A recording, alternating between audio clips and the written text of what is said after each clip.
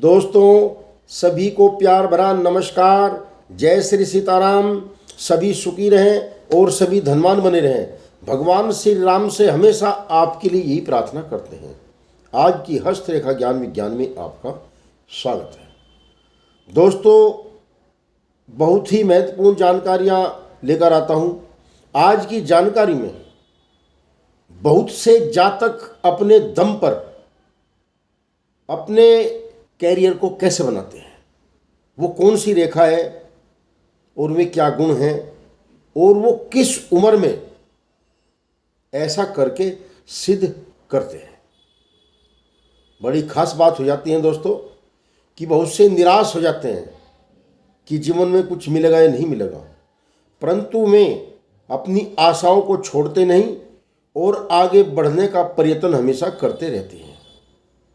तो आइए आपको विस्तार से बताते हैं, समय ना खराब करके। तो दोस्तों ये वो चिन्ह है, ये हमारी हाथ का जो है मानचित्र है, ये हमारी दोस्तों जीवन रेखा है और ये हमारी मस्तिष्क रेखा है।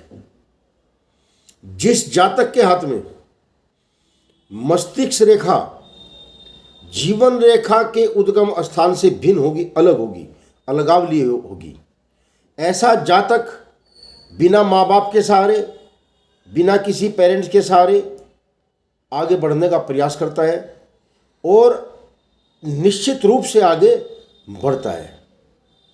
अब दूसरा चिन्ह क्या बनता है, क्योंकि केवल एक चिन्ह से एक फलादेश नहीं, जीवन रेखा यदि उद्गम स्थान से अलग है मस्तिष्क रेखा, तो फलादेश इसके अनेकों बनते हैं। परंतु आज जिस विषय पर बात कर रहे हैं उस विषय को ही आगे लेकर चलेंगे। तो जब ये जीवन रेखा निरंतर आगे बढ़ती हुई ऊपर अंदर चलती हुई और मणिबंध तक पहुंच जाती है और मणिबंध के बीच में कोई भी भाग्य रेखा किस स्थान से निकलती है, इसका एक महत्व बढ़ जाता है। इसकी मैंने गणना पहली वीडियो में बताई है कि हम इसका गणना का आधार क्या समझेंगे और किस उम्र में जातक अपनी मेहनत के बल पर करोड़पति, अरबपति या अच्छा धनवान बन सकता है। तो निश्चित रूप पर ये हमारा अंगूठा है और अंगूठे के मूल को पहचानना जरूरी होता है। या शुक्र या जीवन रेखा और जीवन रेखा मणिबंध तक है तो इसके हम सेंटर को भी नापते हैं, शुक्र के सेंटर को भी नापते हैं, इसके मध्य को। और इस समझ लीजिए जीवन रेखा का मध्य यहाँ पर है, ये हमारा अंगूठे का ऊपरी मूल बनता है, ये हमारी जीवन रेखा का आधा बनता है और ये हमारे बुध पर्वत का आधा बनता है। तो हम इनको जो है मिलाकर देखेंगे। ये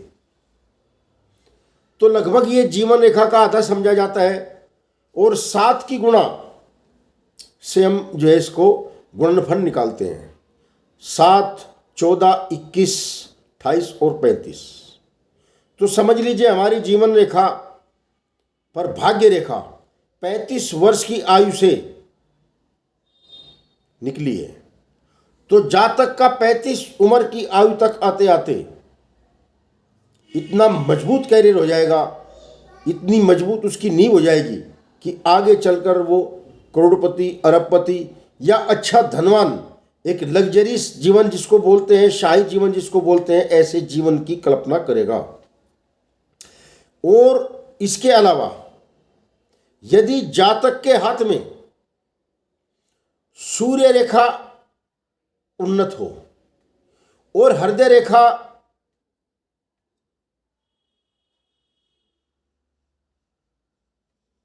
यहां पर पूर्ण होती है और सुसज्जित हृदय रेखा है, हृदय रेखा में कोई विघ्न बाधा नहीं है और ये हमारी विवाह रेखा